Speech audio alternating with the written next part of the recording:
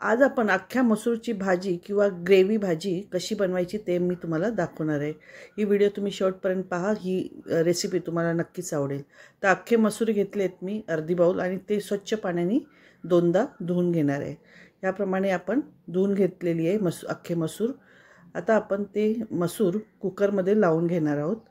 तर कुकरमध्ये आपण ही मसूर टाकून घेतलेली आहे आणि आता त्याच्यामध्ये थोडंसं पाणी घालून मिक्स करून घेणार आहोत।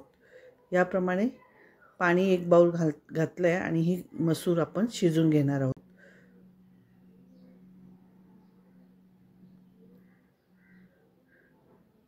आता त्यामध्ये मी एक मोठा टोमॅटो कापून घातला आहे आणि आता आपण कुकरचं झाकण लावून 3 शिट्या काढून घेणार आहोत।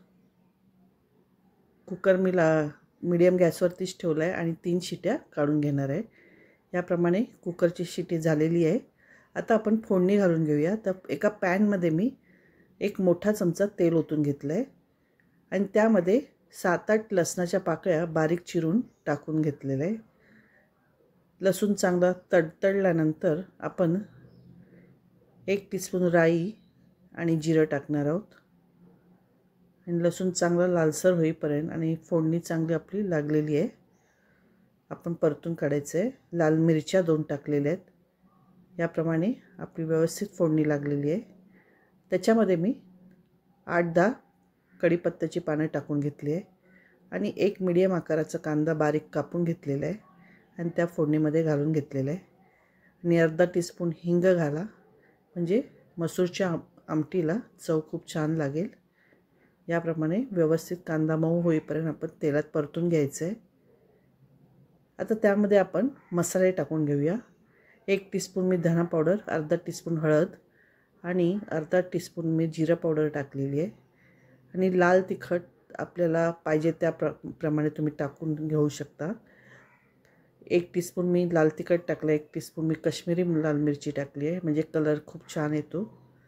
त्यामुळे कलरसाठी मी काश्मीरी मिरची टाकली। तुम्ही लाल तिखट 2 टीस्पून घातलं तरी चालेल आणि त्यात एक अर्धा टीस्पून मी गरम मसाला घातला आहे आणि व्यवस्थित तेलात फ्राय करून घेते मसाले। याप्रमाणे मसाले फ्राय झालेले आहेत। आता कुकरची शिटी झाल्यानंतर आपण थंड झाल्यानंतर कुकर आपण डाळचे अख्खी मसूर चेक करून घेऊया। त्यामध्ये आता आपण ही फोडणी घालून घेतलेली आहे। फोडणी घालून घेतल्यानंतर आपण त्याला मिक्स करून घेऊया आणि आपल्याला पाहिजे तेवढं आपण त्या अख्ख्या मसूरमध्ये आपण पाणी घालून घेणार आहोत। तर याप्रमाणे आपण 1 कप पाणी घालून घेतलेलं आहे आणि व्यवस्थित मिक्स करून घेत आहोत। आता त्याच्यामध्ये आपल्याला ग्रेव्ही करायची, त्यामुळे आपण 1 मोठा चमचा वाटण घालून घेतलं आहे। कांदा, खोबरं, आलं, लसूणची पेस्ट करून मी मिक्सरला लावून घेतलेली आहे। ती पेस्ट मी त्यात टाकून घेतलेली आहे आणि त्यात चवीनुसार मीठ घातलं आहे आणि व्यवस्थित मिक्स करून आपल्याला जेवढं पातळ पाहिजे तेवढी ग्रेव्ही आपण करू। तुम्ही नक्की ट्राय करा, तुम्हाला ही रेसिपी नक्कीच आवडेल। ही अख्खी मसूरची रेसिपी तुम्हाला कशी वाटली नक्की कमेंट करून सांगा आणि जर आवडली असेल तर प्लीज मला लाईक, शेअर, सबस्क्राईब करा। नमस्कार।